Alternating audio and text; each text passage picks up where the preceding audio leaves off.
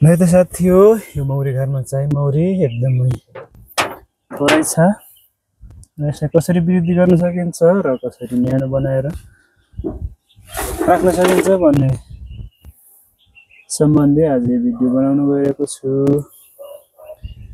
कृपया भिडियो मन पर्यो भने अन्तिमसम्म हेरेर साथ दिनुहोला। हेर्नुहोला,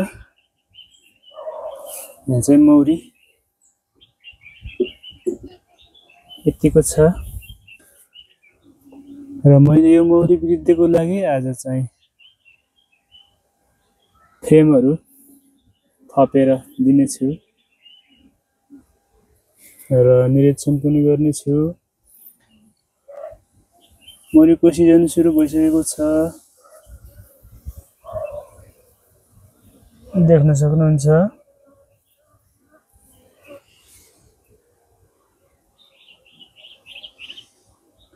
मौरीले निकै मोह लगाइरहेको छ।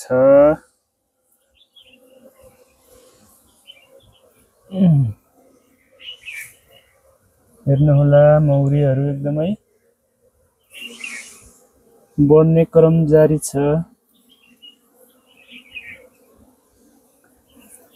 तपाईहरुलाई पनि देखाउने छु। यिनीहरू चाहिँ सबै भाले कोषहरू हुन्। यिनीहरू कर्मी कोष भन्छ यसलाई, यो माथिल्लो महको भाग। र यो मौरीको गोला एकदमै राम्रो छ। आज मैले यसमा क्वीन सेल पनि चेक गर्ने छु, किनभने यतिखेर मौरीहरू हुल छुट्ने अत्यधिक गर्दछ। हेर्नुहोला,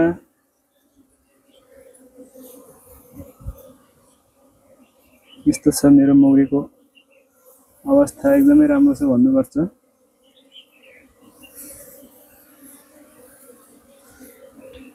भाले कोषहरू अत्यधिक लगाएको छ है साथी हो।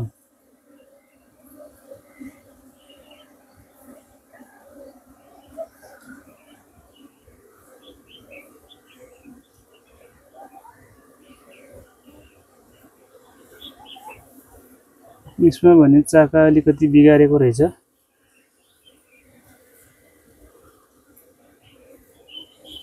हेर्नुहोला, यस्तो छ मौरीको अवस्था। निकै नै वृद्धि हुने क्रम जारी छ।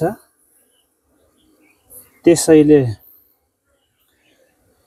मैले यसमा चाहिँ एउटा फ्रेम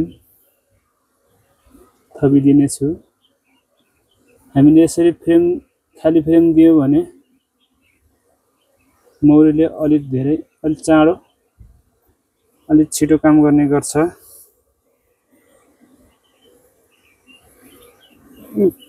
त्यसैले मैले यसमा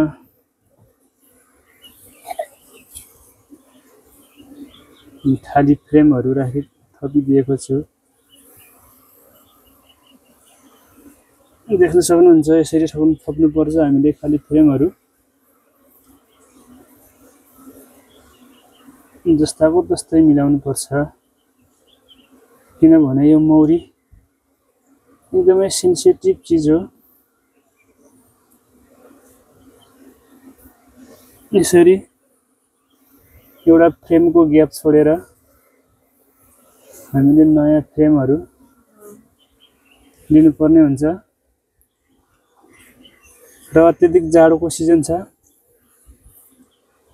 र हामीले यसलाई न्यानो बनाउनको लागि कपडाले छोप्नुपर्ने हुन्छ र साइडबाट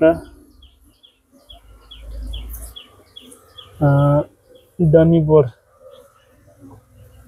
बोर्डको सहायताले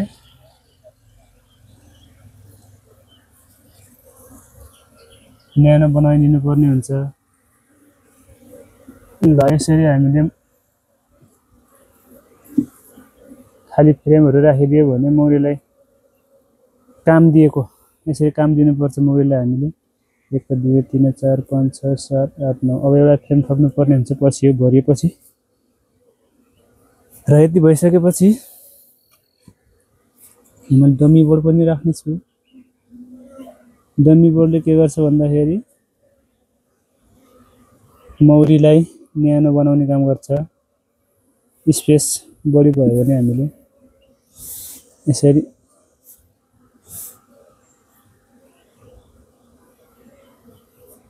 डमी बोर्ड दिनुपर्ने हुन्छ।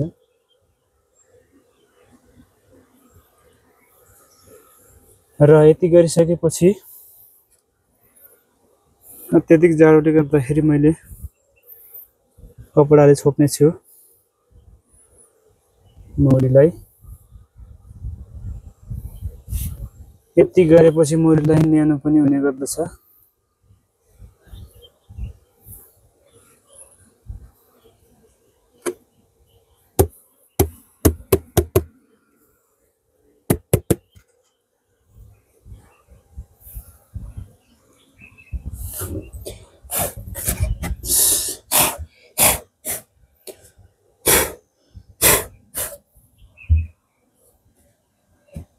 यसरी हामीले मौरी व्यवस्थापन गर्न जान्नुपर्ने हुन्छ र हामीलाई यसले मौरीले धेरैभन्दा धेरै फाइदा दिने गर्दछ। कस्तो लाग्यो साथीहरु मेरो भिडियो?